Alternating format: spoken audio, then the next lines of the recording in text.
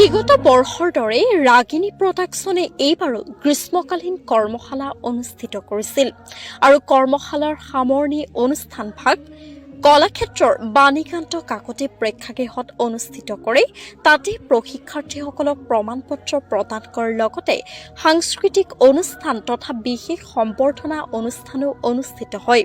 উক্ত অনুষ্ঠানত D news আৰু ডি নিউজ নৰ্থ ইষ্টৰ স্বত্বাধিকাৰী ৰমেন্দ্ৰ কুমাৰ চমুৱা উপস্থিত থাকিব নোৱাৰাৰ বাবে তেখেতৰ কাৰ্যালয়তে তেখেতলৈ আগবঢ়োৱা সমাজ সৌৰভ বঁটা 2026 প্ৰদান কৰে ৰাগিনী প্ৰডাকশ্যনৰ প্ৰতিষ্ঠাপক অলকা বৰুৱা আৰু অনাহিতা মহন্তই।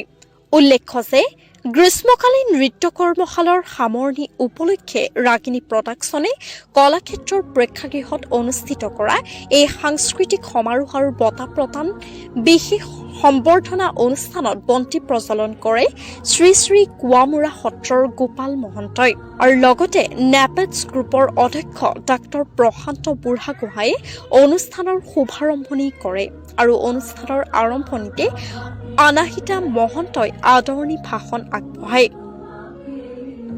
সাংবাদিক ডিম্পী ভৰালীয়ে আধৰা এই অনুষ্ঠানত নেপেটছৰ পৰিচালন সঞ্চালক মল্লিকা বুঢ়াগোহাঁই, সাংস্কৃতিক কৰ্মী গোপাল জালান, লেখক কমল কুমাৰ, ডঃ স্মৃতিৰেখা ভূঞা, সংগীত শিল্পী ডঃ লোহিত ৰোহিত, অভিনেত্ৰী অদিতি শৰ্মাকে ধৰি সমাজৰ ভিন্ন ক্ষেত্ৰৰ জড়িত বহু সংখ্যক ব্যক্তি উপস্থিত থাকে।